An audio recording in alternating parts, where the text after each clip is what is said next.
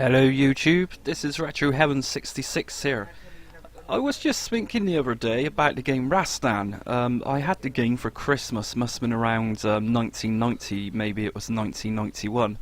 But it was the same Christmas I had my Commodore 64, and my mum and dad, they bought me a massive stack of cassette games to go with it. Looking back at it, many of those titles, they were Hit Squad cassettes in well, at the time I wasn't old enough to understand what hit squads were. I was just assumed that was the, standard packaging of the Commodore 64 cassette games. Little did I know back then that they were actually big sellout games, and the hit squad was a label to repackage and resell the games again. So yeah, as I was saying, I was looking at Rastan and I was thinking to myself, that that must have been one of the earliest games I recall playing, and it's got a little bit of a story behind it. I loaded up the game and I always remember it wouldn't load, and I don't know why, but I must have took what 3, 4, possibly 5 attempts to load it. And bear in mind, this was the brand new cassette. Back then, brand new cassettes, it was, well, in my opinion, it was rare to come across a new cassette which wouldn't load properly, or maybe I just got lucky, I'm not sure. But yeah, let's hear your comments and opinions about brand new cassettes back in the day loading. So yeah, about maybe 3 to 5 times I took loading Rastan. I finally got there and I got the loading screen come up with the loader music coming on, and well, as most of you would probably agree, the Hit Squad loading music, wow, just blew me away. But that's besides the point. Rastan itself, it loaded up, and I think what drew me to playing that game, one of the first games to play, was the artwork. It was a heroic figure slaying dragons. I thought, yeah, I want some of this. This is really cool. So anyway, I got through to the game, I loaded it up, and I just seen blocky sprites. I mean, of course, back then I wouldn't have called them sprites, I would have just said these things that move on the screen. But I thought, this is horrible. It looks just terrible. I mean, I think it was Flimbo's Quest, so from going to Flimbo's Quest first onto Rastan, that's a big comparison to make. So it's no surprise really that I thought Rastan looked horrendous in comparison.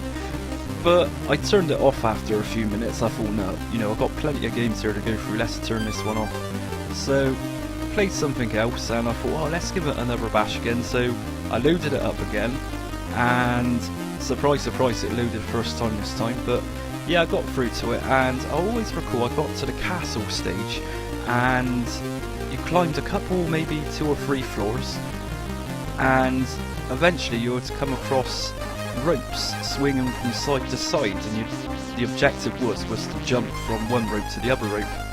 And I could not get past the first rope. I think I managed to do it once, but I kept trying and trying. I just could not get anywhere at all.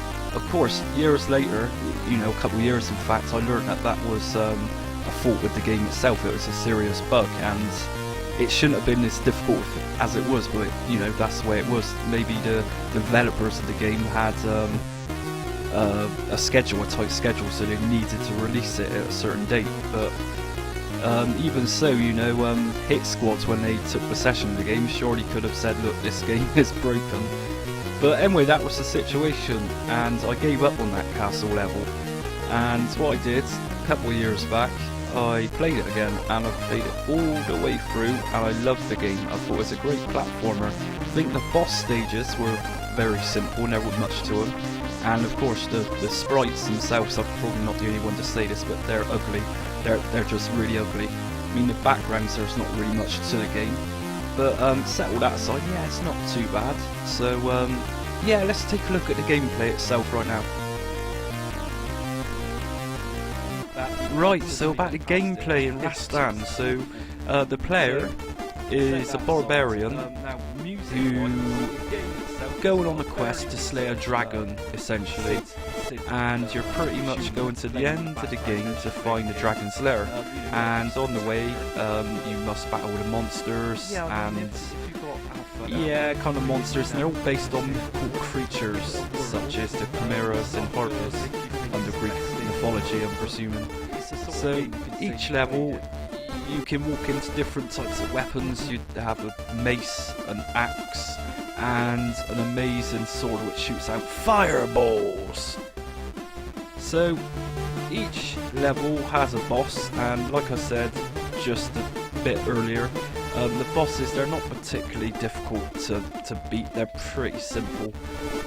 The gameplay itself, I wouldn't say it was a smooth game, and it's got its flaws in it. I mean, when you walk on water you instantly die, and you'd assume that a heroic warrior, a barbarian warrior who's used to the wilderness, might be able to survive some water.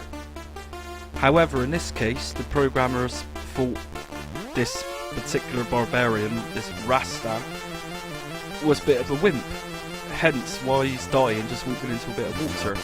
So put that aside, and yeah, it's okay to control, not too bad.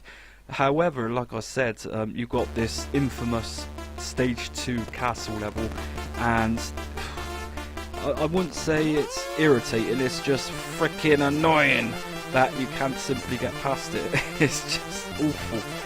So set that aside. Now, music wise, the game itself, it's got a fairly decent Sid tune playing in the background as you're playing the game.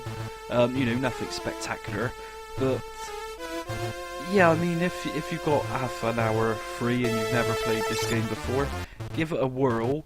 It's not gonna make you think it's the best game in the world, but it's the sort of game you can say you played it. So yeah, thanks for watching the video, and tune in for episode 4 coming soon.